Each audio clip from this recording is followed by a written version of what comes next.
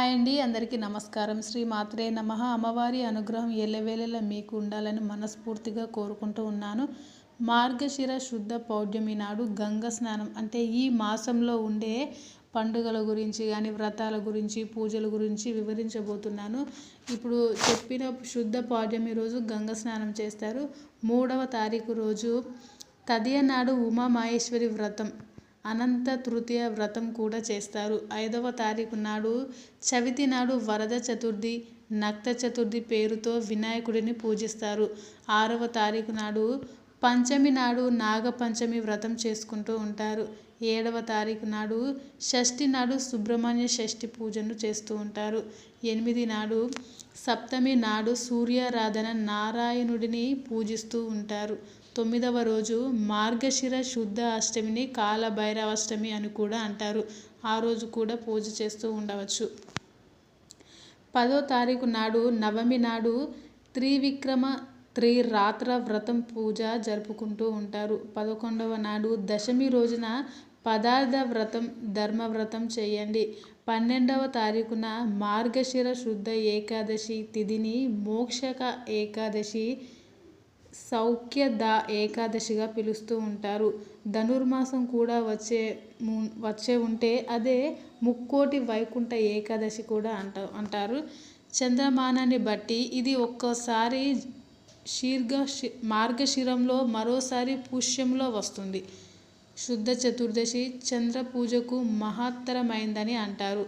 గీతా జయంతిగా వ్యవహరిస్తూ ఉంటారు. ఆ వేళ కృష్ణుని పూజించి గీత పారాయణం చేస్తే మంచిదని చాలా ప్రతీతి. 13వ నాడు ద్వాదశిని మృత్యు ద్వాదశి అని కూడా అంటారు. ఆ రోజు కూడా పూజ చేస్తూ ఉంటారు.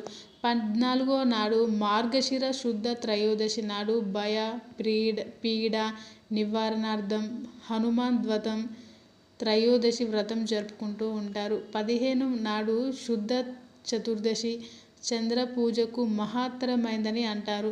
16వ నాడు పౌర్ణమి, దత్తాత్రేయుడు అవతరించిన రోజు. ఆ రోజున దత్త చరిత్ర పారాయణం చేస్తారు.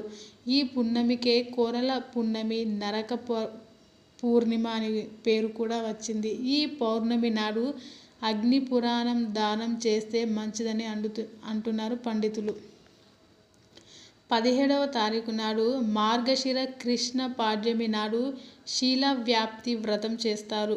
18వ తారీఖు నాడు సప్తమి నాడు ఫలసప్తమి వ్రతం చేస్తారు. 24వ తారీఖు నాడు అష్టమికి అనగాష్టమి, కాలాష్టమి వ్రతాలు చేస్తారు. 25న నవమి నాడు రూప నవమి వ్రతం.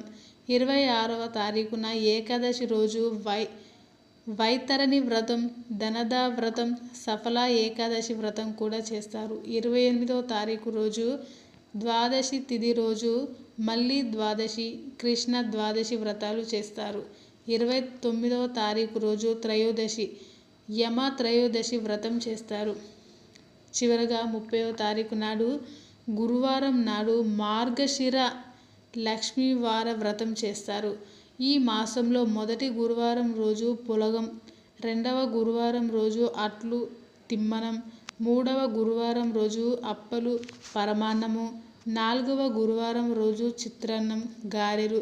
చివర్లో బహుళ చతుర్దశి నాడు బహుళ అమావాస్య వ్రతంతో మార్గశిరం పూర్తవుతుంది. Thanks for watching this video. Please subscribe my channel.